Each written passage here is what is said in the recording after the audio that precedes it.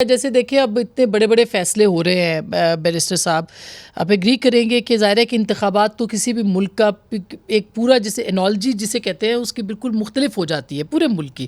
تو آپ کو لگتا ہے کہ اس وقت مظاہر علی اکبر صاحب کا استعفیٰ سامنے آ گیا ہے، پھر آپ دیکھیں پرویز مشرف صاحب کا فیصلہ آ گیا، 62(1)F کا ہو گیا، فیض آباد دھرنا سازش کیس جو ہے وہ اس وقت چل رہا ہے، ذوالفقار علی بھٹو، تو کورٹس درست کر رہی ہیں تاریخ کو، ہو پائے گی تاریخ درست؟ دیکھیے کہ تلک الایام نداولها بین الناس، یہ وقت لوگوں کے درمیان بدلتا رہتا ہے. قاضی فیض عیسیٰ کو نشان عبرت بنانے کے لیے بے پناہ محنت کی گئی. اللہ نے ان کو استقامت دی. پاکستان کے لوگ خاص طور پہ وکلاء وہ کھڑے ہوئے، وہ اور ان کی گھر والی عزت دار خاتون نے بہت تکلیف سہی لیکن وہ سرخرو ہوئے، اور اس کے بعد انہوں نے اچھی روایات بنائی ہیں. میں کمپیرن نہیں کرنا چاہتا، 18 کا الیکشن جو ہمارے ساتھ ہو رہا تھا، روز ایک فیصلہ ہمارے خلاف آ رہا تھا. کبھی جناب نہال ہاشمی ڈسکوالیفائڈ ہے، آج طلال ڈسکوالیفائڈ ہے، کل فلانا ڈسکوالیفائڈ ہے، آج حیات ناہلی ہے، آج یہ ہمارا ڈیلی فیصلہ. شوکت عزیز صدیقی صاحب تو ایک ادھر دوسری طرف جو ہے آج کل کی عدالتیں آپ دیکھ لیں، باوجود کہ گالیاں سن کر، باوجود کے ریفرنسز برداشت کر کے، جہاں 3 وزیر بیٹھ کے پریس کانفرنس کرتے تھے، وہ بالکل کورٹ ٹھیک کر رہی ہیں. اور ہمیں یہ، اور اگلی بات یہ کہ یہ جو بڑے بڑے فیصلے ہیں، یہ اگر اپنی غلطیوں کو ختم کرتی ہے سپریم کورٹ، تو ہمیں امید بھی ہے. اس وقت سپریم کورٹ کے نام میں ججوں کے نہیں لینے بھی نہیں چاہیے، بہت اچھے جج ہیں. ویسے بھی بہت اچھے ہمارے پاکستان میں جج پائے جاتے ہیں. ان میں بہت سارے ہیں جو رول آف لا میں اور آئین کے ساتھ ان کی وفاداری ہے، جو پارلیمان کو مضبوط کرتے ہیں، جمہوریت کو مضبوط کرنے والا، خود الیکشنز کا اس وقت ہونا، ساری چیزیں میں مثال نہیں دے سکتا، وقت کم ہے. ہمیں ان کو سپورٹ کرنا ہے.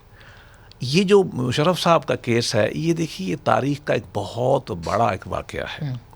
حمود الرحمان کمیشن نے لکھا تھا کہ جی ان کے لیے کوئی سزا بنائی جائے.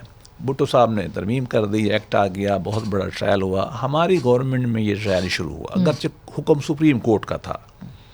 ہم سب لوگ اس میں شامل تھے کسی نہ کسی درجے میں، اور ہم نے اس کی سچی بتاؤں بڑی قیمت ادا کی. میں آپ کو بتا نہیں سکتا، میں حصے دار ہوں اس سسٹم کا. ہم نے بطور صحافی بھی کچھ قیمت ادا کی ہے، مگر بہرحال میں سب اپنا ایک سول سوسائٹی جو ہے وہ موو اور کرتی عدالتوں ہے. نے بھی جی، لیکن ملک کے آئین کی سپرامیسی کے لیے میں دعا گو ہوں مشرف صاحب کے لیے، اللہ ان کو مغفرت کرے، ان کے درجات بلند کرے. دیکھیں وہ فوت ہو گئے ہیں، ہم ان کے بارے میں میں دعا کرنا چاہتا ہوں، بری بات نہیں کرنا چاہتا، نہ ہی کوئی شخصی بات ہے. لیکن پاکستان کا آئین ہے، اور دنیا میں قتل بڑا جرم نہیں ہے. ہائی ٹریجن، سب سے بڑی غداری، یہ سب سے بڑا ہے. اور اچھا ہوا کہ پاکستان کے ڈیو پروسیس سے جی ہاں اس کا فیصلہ ہوا، اور ایک تاریخ درست ہوئی.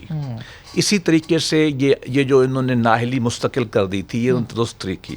اگر پی ٹی آئی کو ریلیف ملتا ہے معیار کے اوپر، میں خوش ہوں گا. بھٹو کیس میں پرابلم ہے. بھٹو کیس جوڈیشل مرڈر ہے، میں روز کہتا ہوں، اور میری بات یہ ہے کہ اس کو ختم ہونا چاہیے، اور ان ججوں کا ٹرائل ہونا چاہیے مرڈر میں. میں تو بہت سخت رائے رکھتا ہوں، لیکن اس میں عدالت کے پاس فنی مجبوریاں ہیں. شاید عدالت اس حد تک جا نہیں سکے گی، لیکن اس بحث میں نہیں آتا.